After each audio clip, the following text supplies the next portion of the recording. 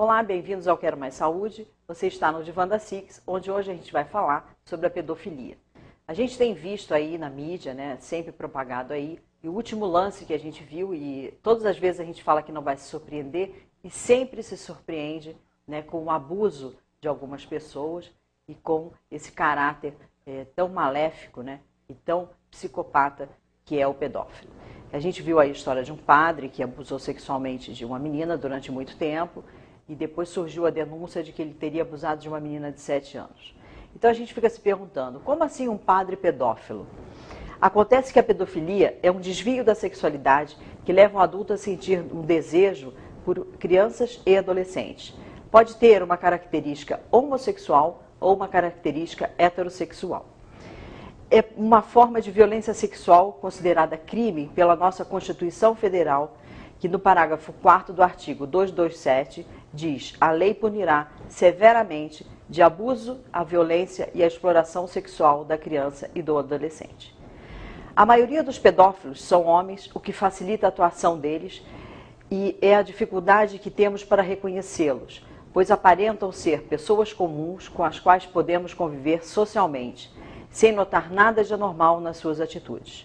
Em geral, têm atividades sexuais com adultos e um comportamento social que não levanta qualquer suspeita. Eles agem de forma sedutora para conquistar a confiança e a amizade das crianças, e principalmente a amizade de seus familiares. Os pedófilos costumam usar a internet pela facilidade que oferece para encontrarem suas vítimas. Nas salas de bate-papo, nas redes sociais, adotam um perfil falso e usam a linguagem que mais atrai as crianças e os adolescentes. Por isso é muito importante não divulgar dados na internet, como nome, sobrenome, escola onde frequenta, e cuidado com as fotos que você publica, porque essas fotos podem acabar em mão de pessoas mal intencionadas. De acordo com Anderson Batista, fundador do site Censura, às vezes a criança envia uma foto para uma colega de classe com uma imagem que vai acabar caindo na rede dos pedófilos. Ou porque alguém ligado ao colega que recebeu a foto está numa rede de pedofilia. Ou porque a imagem foi colocada em algum blog e com isso se tornou pública. A violência sexual contra criança e adolescente é crime. Para denunciar, você disque para o número 100. O disque denúncia ele é subordinado à Secretaria dos Direitos Humanos do Ministério da Justiça. A ligação é gratuita. A denúncia por e-mail é possível enviar um e-mail para disquedenúncia.cdh.gov.br. Como identificar um pedófilo? Essa é uma pergunta bastante perturbadora. Infelizmente, não é fácil reconhecer um pedófilo. Isso porque, geralmente, é uma pessoa aparentemente comum e não possui características físicas que a diferenciem de outras pessoas. Se houvesse uma característica física, eu colocaria o lobo mau. O pedófilo, em sua grande maioria, homem, é uma pessoa adulta que sente atração sexual pela criança e pelo adolescente, podendo ou não haver contato físico. Às vezes eles ficam somente na bulinação, mas a bulinação também é considerada abuso. Mas os pedófilos possuem em comum são alguns comportamentos com os quais todas as crianças devem ter cuidado e desconfiar. Alguns comportamentos são: gostam de ficar sozinhos com crianças ou adolescentes, sendo muito atenciosos e muito sedutores. Gostam de fazer amizade com criança e adolescente. Sempre procuram agradar sua vítima com presentes, elogios e promessas. Em suas casas possuem vários objetos, jogos, guloseimas para agradar crianças e adolescentes. Procuram fazer carinho nas partes íntimas das crianças. Sempre pedem para guardar o segredo e nunca contar a ninguém sobre seus comportamentos. Às vezes ameaçam a criança ou alguém que goste muito para que não ceda, todas as vezes que a criança tenta não ceder às suas vontades. Pedem para filmar ou tirar fotos de crianças com pouca ou nenhuma roupa e pedem para fazer poses sensuais. Gostaria de fazer uma observação que nem sempre o pedófilo está sozinho. Pode ser até que o pedófilo tenha uma companheira, e a gente vai chamar de companheira porque não há um nível afetivo entre eles, mas que ela, ajudando esse homem a fotografar, ela também está tendo uma atitude abusiva e também a gente pode considerar como uma mulher que também é pedófila. Apesar de raramente a gente conseguir ver, né, na imprensa e no Ministério Público uma pedófila presa, né, até porque é bastante raro, mas ela fazendo parte, ela também é considerada uma abusadora. O pedófilo pode ser alguém muito próximo de você, como um familiar, um conhecido ou um vizinho. E também alguém desconhecido que se aproxima por meio da internet ou por salas de bate-papo. O Ministério Público tem conseguido uma autorização da Justiça para que provedores prestem serviços em busca em sites de relacionamento e quebrem sigilo desses criminosos que usam a internet para aliciar crianças e adolescentes. O turismo sexual infantil é uma inclusão de exploração sexual, comercial de crianças e adolescentes, nos pacotes para turistas nacionais e estrangeiros. Os exploradores promovem essas viagens porque encontram facilidades para exploração infanto-juvenil em hotéis, bares e clubes noturnos. As viagens de turismo sexual costumam ser organizadas de maneira informal entre amigos, mas há também casos de participação de agentes de viagem. O abuso sexual é o uso da criança ou do adolescente por um adulto para satisfazer sexualmente a sua vontade. Apesar de ser um crime muito grave de violação dos direitos humanos, nele o agressor não visa a remuneração ou o comércio sexual. Ocorre em geral quando a criança encontra-se a sós com o adulto, na própria casa ou na casa de conhecidos, e pode ser classificado como intrafamiliar ou extrafamiliar, dependendo se ocorre dentro ou fora do ambiente familiar. O abuso intrafamiliar é quando existe um laço familiar, direto ou não, em relação de responsabilidade entre o agressor e a sua vítima. Na maioria das vezes, o abusador é alguém que a criança conhece, ama e confia, e tem com ela uma relação de parentesco, poder de hierarquia e poder econômico. Pai, mãe, padrasto e um nível afetivo, às vezes avô, tio, primo e irmãos. A relação incestuosa, sexto ilícito entre parentes consanguíneos, afins ou adotivos, com uma criança ou adolescente, é considerado um abuso sexual, mesmo ocorrendo sem o uso de força física. O abuso extrafamiliar ocorre fora do âmbito familiar e, na maioria das vezes, o abusador é também alguém que a criança conhece e em quem ela confia. Vizinhos ou amigos da família, professores, médicos, psicólogos, padres, pastores, policiais, empregados da família ou do condomínio. O abuso sexual também acontece com frequência em instituições encarregadas de cuidar e aplicar medidas socioeducativas a crianças e adolescentes, e em geral dá-se entre crianças e profissionais da instituição. A agressão pode partir ainda de uma pessoa desconhecida, como nos casos de estupro em lugares públicos, ou falsos amigos de quem as crianças conversam na internet e em sites de relacionamento ou salas de bate-papo ou MSN. Os abusadores mantêm a idade, sempre mentem a sua idade, conversam sobre assuntos que agradam o jovem, aproveitando-se da curiosidade deles, né, e vão pegando seus pontos fracos, seus gostos e preferências. Assim, ele começa a seduzir esse adolescente. Usam isso com informações passadas pela própria vítima, que são facilmente seduzidas para promessas mágicas e vantajosas, e acabam cedendo ao pedido do abusador. Todos os dias, muitas crianças e adolescentes desaparecem no Brasil e no mundo, depois de irem a encontros marcados pela internet. Por isso é muito importante não aceitar convites de estranhos e jamais passar dados seus,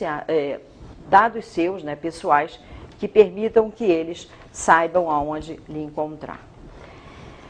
E as mães sempre perguntam, né, como agir, né, nesse ponto, assim, de a criança precisa da liberdade dela? Precisa, mas a criança, ainda adolescente, né, ainda com seus 15, 16 anos, ela precisa muito dessa guarda da mãe em cima dela, porque é uma guarda protetora. E qualquer coisa que aconteça com um adulto, com uma criança, será a responsabilidade dos pais. E daí não adianta a gente depois ficar falando em culpas, né? A gente tem que falar de responsabilidade, e a responsabilidade dos pais é saber com quem os filhos se relacionam, do que eles tratam na internet, do que eles compartilham no Facebook, né, ou no MSN. Não revele seus segredos e informações pessoais a desconhecidos. Na dúvida, o certo é não divulgar seus dados pessoais. Se desconfia que alguém está dando em cima de você, é bem provável que sua intuição esteja certa e que essa pessoa, tentar um encontro, não aceite sem a permissão dos seus pais e, se eles permitirem, peça que o acompanhe a um local público. Você pode estar lidando realmente com um amigo que vale a pena conhecer, mas quem pode garantir que não será surpreendido ao chegar ao local marcado e encontrar um adulto com a intenção de abusar sexualmente de você?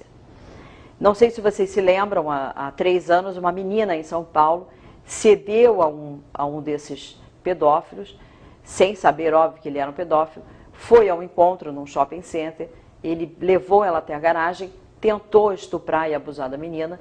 Como ela não permitiu, ele simplesmente jogou a menina do 3º andar da garagem do estacionamento do shopping. Então, não é fácil, né? Quando ocorre o risco do mesmo destino de crianças e adolescentes que desaparecem todos os dias, precisamos que todos estejam treinados, né, e capacitados para identificar essa pedofilia. O pedófilo costuma usar o MSN, os sites de relacionamento ou as salas de bate-papo. Alguns têm até a esperteza de entrar até com temas infantis, para escolher suas futuras vítimas de abuso, e que pode conhecê-las ou seguir os seus dados pessoais e forçar um encontro. Em geral, conversa com elas sobre sexo para ir quebrando suas resistências e suas inibições. Como estratégia de conquista, costuma criar para si uma falsa imagem de que atenda às expectativas dessa criança e desse adolescente. Usa isso para informações fornecidas com ele em seu blog e sites. Às vezes ele oferece dinheiro, presentes e sempre mente a idade, chegando a falar ao telefone com voz infantil se a criança ou adolescente lhe fornece o número. Costuma ser muito amigo e paciente e pode passar meses trocando correspondência e fazendo de tudo para conquistar a amizade da vítima. O que eu costumo dizer é assim, ele não tem pressa. Todo o movimento que o pedófilo faz de envolvimento com essa criança e adolescente, para ele, tudo é prazeroso. Então, quanto mais tempo ele demorar na conquista, mais essa conquista será para ele glamurosa, será para ele um grande troféu. Eles também costumam usar de chantagem ao aceitar o convite para o encontro ou impedir que revele aos pais ou adulto o seu assédio sexual. O pedófilo pode pedir à criança que ligue o webcam e então conversam e ele salva as imagens com elas e divulgar na internet. Ou para mostrar a seus pais, se elas não atenderem ao pedido. Então, assim, ele usa do que ele fez para poder ainda estar botando a criança, né, em maus lençóis. Aí a criança diz, mas como é que eu vou explicar isso para minha mãe? Então ele se fia muito nisso, né, nesse poder do medo que a criança tem da mãe ou do pai, né, e de como ela vai resolver isso. Denunciar violência contra crianças e adolescentes, devemos colher informações acerca do paradeiro das crianças desaparecidas e o tráfico de adolescentes. A exploração e abuso sexual é um grande desafio. Segundo dados da Organização Internacional do Trabalho, ocorre no Brasil cerca de 100 mil casos de abuso e exploração sexual de crianças e adolescentes. Menos de 20% desses casos chegam ao conhecimento das pessoas encarregadas. A MP atua em diversas formas, investiga, propõe punições e trabalha junto com a sociedade. Os participantes ouviram casos reais e tiveram orientações de como enfrentar o problema e agir quando suspeitam de que há um abuso ou uma exploração sexual. Você sabe qual a diferença entre exploração sexual e abuso sexual? A diferença entre esses dois tipos é o interesse financeiro que está por trás da exploração. Podemos dizer que a exploração e o abuso sexual fazem parte de um conjunto de condutas exercidas, com ou sem o consentimento da criança ou adolescente, por uma pessoa maior de idade que usa o seu poder ou autoridade para obter favores e vantagens sexuais. O abuso sexual pode ser dentro ou fora da família. Acontece quando o corpo de uma criança ou adolescente é usado para a satisfação sexual de um adulto, com ou sem uso da violência física.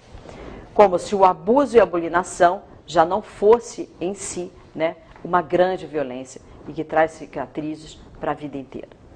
Desnudar, tocar, acariciar as partes íntimas, levar a crianças a assistir ou praticar de atos sexuais de qualquer natureza também consistem em características desse tipo de crime. A exploração sexual comercial é o uso de crianças e adolescentes em atividades sexuais remuneradas, ou seja, em troca de dinheiro. Alguns exemplos são as explorações no comércio do sexo, a pornografia infantil e a exibição de espetáculos sexuais públicos ou privados. Nesse tipo de violação aos direitos infantos juvenis, o menino ou a menina explorado pode ser tratado como objeto sexual ou mercadoria. Assim, ficam sujeitos a diferentes formas de violência, como o trabalho forçado. Em outras palavras, a exploração ocorre quando a criança ou adolescente vende seu corpo porque é induzida a essa prática ou pela situação de pobreza absoluta ou abuso sexual familiar com o estímulo ao consumo. Uma criança não tem poder de decisão para se prostituir, para poder ter seu corpo explorado por terceiros, o que obtém algum lucro com isso. Não existe prostituição infantil, e sim a exploração comercial de crianças. O Código Penal diz: o estupro, no artigo 213, constranger a conjunção carnal mediante violência ou grave ameaça. Por conjunto carnal entende-se a penetração, completa ou não. Assim, o estupro é um crime que só pode ser praticado com um homem contra uma mulher, incluídos nesses casos meninas e adolescentes. Atentado violento ao pudor é constranger alguém mediante violência ou grave ameaça e permitir que ele pratique o ato libidinoso de diversa conjunção carnal.